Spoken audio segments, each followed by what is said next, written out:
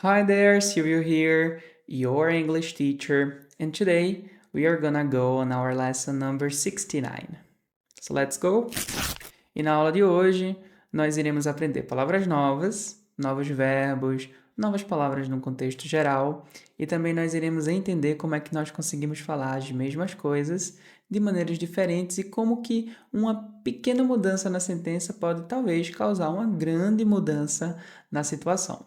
Para isso, eu vou tocar o áudio e você precisa repetir. So let's go! To start. To begin. To finish. To stop.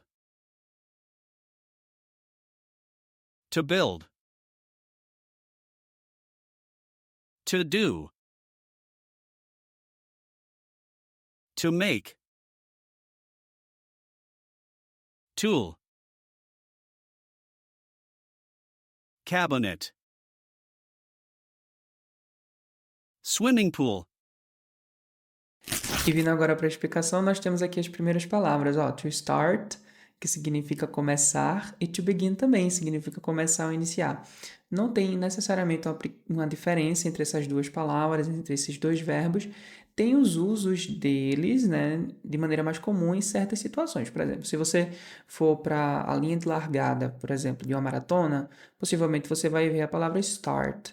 Ou se você começar um jogo, você vai ver a palavra start. A depender do jogo, talvez você encontre a palavra begin, tá certo? Depende muito do contexto, as duas são sinônimos no inglês, tudo bem? To finish significa terminar ou finalizar. To stop, parar. To build, construir. To do e to make significam fazer. Qual é a diferença dos dois? O do, ele vai ser um fazer no sentido de realizar. Então, você vai fazer um exercício físico, você vai fazer a tarefa de casa, nesse sentido de você vai responder essa tarefa de casa. Você vai, por exemplo, fazer algo que você, no caso, só está realizando.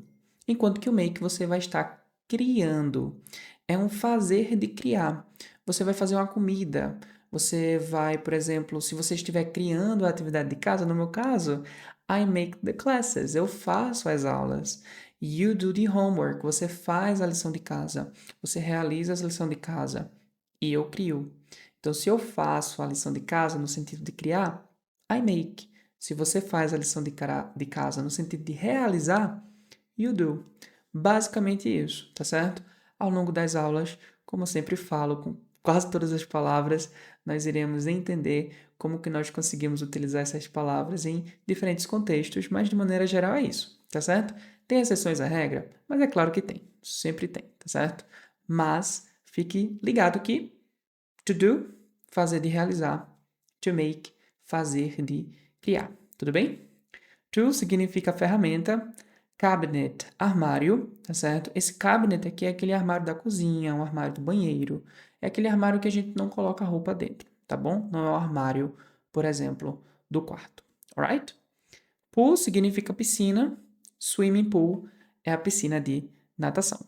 Agora, eu vou tocar o áudio e você precisa repetir ao mesmo tempo que você vai conseguir ver as sentenças na tela. Let's go? I start to study tomorrow. I start studying tomorrow. He begins to run in the morning. He begins running in the morning. Melissa stops to work. Melissa stops working. I have to finish to study. I have to finish studying. She likes to sing. She likes singing. We prefer to dance. We prefer dancing. E vindo agora para a explicação, eu acredito que você deva ter percebido que basicamente são as mesmas sentenças escritas aí um pouquinho diferente, de formas um pouquinho diferentes, tá certo? O que é que nós tínhamos visto até então? Entre dois verbos, nós colocamos o to. Tá correto? Tá correto. Tem uma outra forma de fazer isso também, tá certo? Eu consigo colocar o próximo verbo, ao invés de utilizar o to, eu coloco ele com o finalzinho dele terminando com ing. I start to study é a mesma coisa de eu falar I start studying, tá certo? I start to study, I start studying. É a mesma coisa, tudo bem?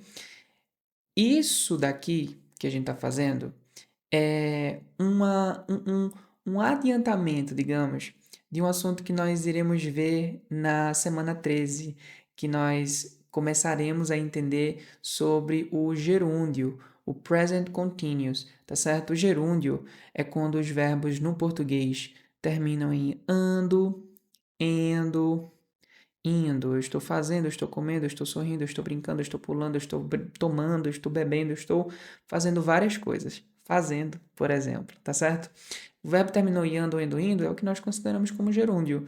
No inglês, esse gerúndio é feito pelo ing, mas não é agora que nós iremos ver esse ing como um gerúndio, tá certo? Por enquanto, vamos entender que esse ing é só uma outra forma de falar esse to entre dois verbos. I start to study tomorrow, eu começo a estudar amanhã. I start studying tomorrow, eu começo a estudar amanhã.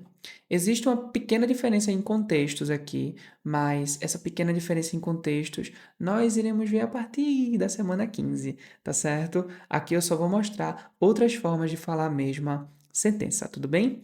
Na próxima sentença nós temos, ó, He begins to run in the morning. Ele começa a correr de manhã. He begins running in the morning. Ele começa a correr de manhã. Teacher, tá duplicado aqui esse N. Vou explicar na semana 13, tá bom? Na semana 13 eu vou explicar o porquê que tá duplicado aqui, tá bom? Por enquanto segura aí. Então, ó, he begins to run, ele começa a correr. He begins running, ele começa a correr. É a mesma coisa, tá certo? Quando nós temos verbos que iniciam alguma coisa, que começam alguma coisa, não existe diferença entre essas duas sentenças. O que é diferente quando nós temos verbos que finalizam alguma coisa, tá certo? Ó, Melissa stops to work. Melissa para trabalhar. Ela para, do verbo parar, para trabalhar, tá certo? Melissa stops working. Melissa para de trabalhar. Quando nós temos verbo to, verbo, quando nós temos verbos que indicam alguma pausa, o verbo pausar, interromper, parar, finalizar, esse to tem o significado de para. Eu finalizo para trabalhar. Eu pauso para trabalhar. Melissa para trabalhar. Já quando eu tenho esse ing em verbos que indicam pausa, interrupção, enfim, tá parando, finalizando, interrompendo alguma coisa, esse ing significa de. Melissa para de trabalhar. Aqui, ela pode estar parando de fazer algo para trabalhar. Aqui ela está parando de trabalhar. Outro exemplo. I have to finish to study. Eu tenho que terminar para estudar. Subtende-se aqui que está terminando alguma coisa para estudar. Você termina de fazer uma ação para fazer outra ação. Nesse caso aqui, estudar. I have to finish studying. Eu tenho que terminar de estudar. Esse ing aqui significa de. Esse to aqui significa para. Ok? Verbos que começam alguma coisa, você não tem essa diferença. Verbos que terminam alguma coisa, você tem sim essa diferença. E tem verbos também que expressam preferência. Os verbos que expressam preferência, nós também não encontramos diferenças na tradução, tá certo? She likes to sing, ela gosta de cantar. She likes singing, ela gosta de cantar, tá certo? Aqui eu tô focando estritamente na tradução, tá certo? Tem uma pequena diferença no contexto que nós iremos estudar a partir da semana 15, tá bom? Aqui eu estou colocando só para que você, se encontrar alguma frase, alguma sentença na internet, você não achar estranho, porque isso existe e a gente consegue formar também sentenças dessa forma, alright? Vamos ver o último exemplo. We prefer to dance, nós preferimos dançar. We prefer dancing, nós preferimos dançar, tá certo? Prefer to dance, prefer dancing. É algo que expressa preferência, é algo que expressa o gosto, então nós conseguimos também fazer isso.